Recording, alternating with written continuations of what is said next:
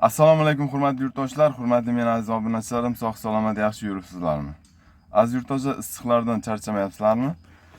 Bugungi video murojaatimiz Xovos tumani hokimi Qomus Yo'ldoshev va maktabgacha ta'lim muassasasi rahbari Elchiyev Ravshan akaga bo'ladi.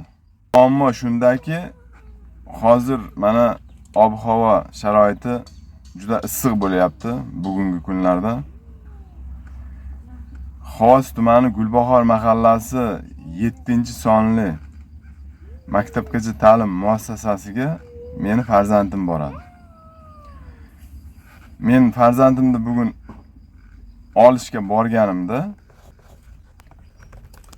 ichkari harorat 38-37 haroratni ko'rdim. Bu birinchi etaj. Ikkinchi etajga chiqmadim. Ikkinchi etaj undan ham issiq deyishyapti. Bu ota-ona sifatida men murojaat qilyapman.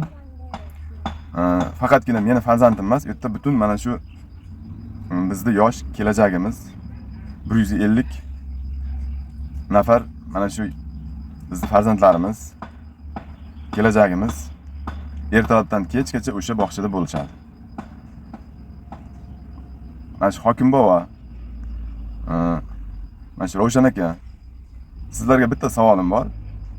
Sizlar o'tirgan xona, o'sha idoralaringiz, o'sha kabinetingiz konditsioner bilan jihozlanganmi? Yoki sizlar ham o'shanday issiqda o'tiribsizlarmi? Men hozir bu savolni berayotganim, biz o'zimiz kattalar mana shu salqinda kabinetimizga konditsioner qo'yib o'tiramiz, lekin biz yosh mana shu go'daklarni o'ylamaymiz. Yosh bizning kelajagimiz. Mana bog'chani qanday chiroyli qildilaring. Qanday sharoitlarga ega. Shunaqa chiroyli bog'cha. Qishki mavsumda isitish manbaiga gap yo'q. Men qishda ham ko'p borganman farzandimni olishga. Undan hech qanday muammo yo'q. Isitish manbai juda zo'r, sharoitlari juda zo'r. Faqatgina mana shu chiroyli, shunaqangi bir sharoitli bog'chaga bitta konditsioner yetishmayapti. Shu konditsionerni qo'yib berish mumkinmi? Hokim bova, Ravshan aka, mumkin-ku. Unaqangi qiyin bir iloji yo'q narsa emas. Mana shu har bir etajga, misol har bir xonaga emas, har bir etajga koridorga bittadan konditsioner qo'yib qo'ysa, o'zi bir xil salqin bo'lib turishadi. Xonalarga ham kirib turadi, shu koridorga bittadan qo'yish kerak. Birinchi va ikkinchi etajni koridorlarga bittadan yaxshi konditsionerdan qo'yib bersak, juda zo'r bo'lardi.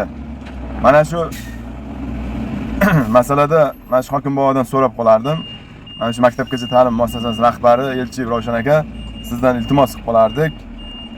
Mana shu masalada bizga mana shu farzandlarimiz uchun, yosh bizning kelajagimiz uchun ozroq jon kuydirsak, juda yaxshi bo'lardi.